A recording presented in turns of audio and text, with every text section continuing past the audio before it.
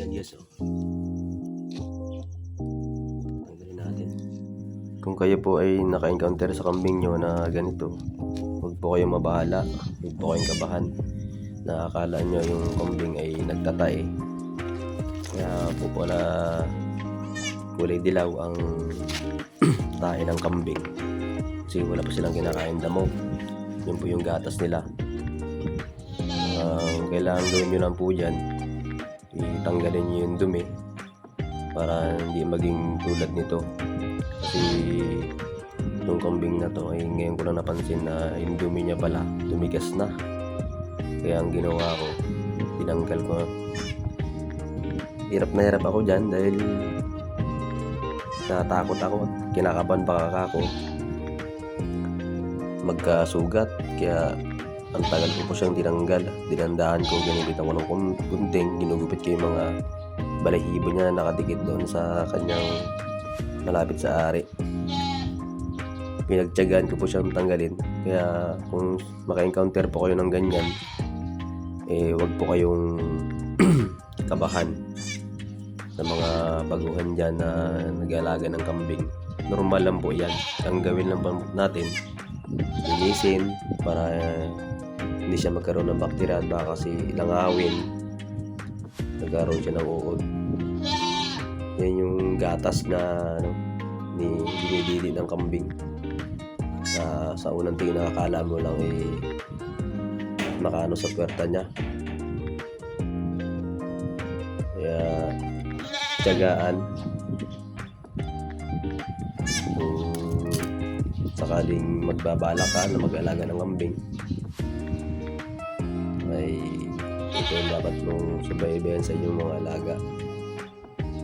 Tingnan mo rin kung masigla yung kambing mo, maliksi siya, hindi yung baka lagi nakahiga na lang, dahil sa pagtatay niya. Pero sabi ko nga sa inyo, hindi yan pagtatay. Yan yung mga nadidi niyang gatas sa kanyang ina. Yan pala siya, kulay dilaw. Nakadikit yung dumi niyang tuyo sa balahibo niya. Kaya sa unang tingin ko kanina,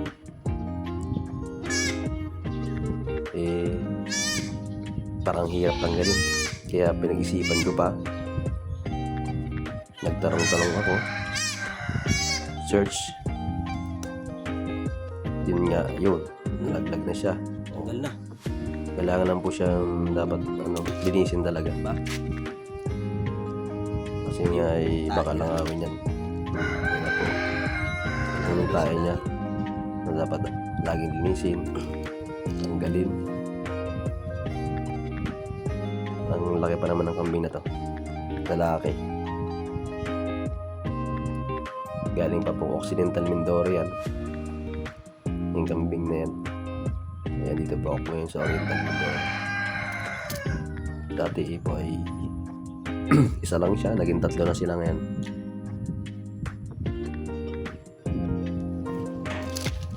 Kaya sa mga gusto mag-alaga ng kambing dyan,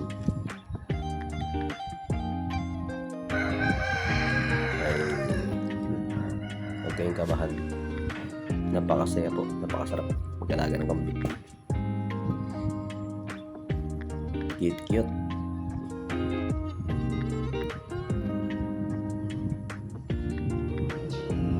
Yan, nililinis ko po yung kanyang mga tay-tay sa balahibo para magandang tangan ng pagkilos.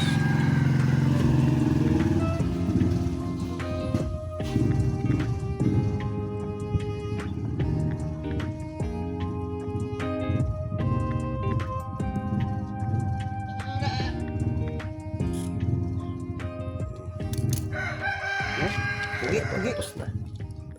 Tingnan niyo po kung paano kakit. Lalaki po siya. Okay na.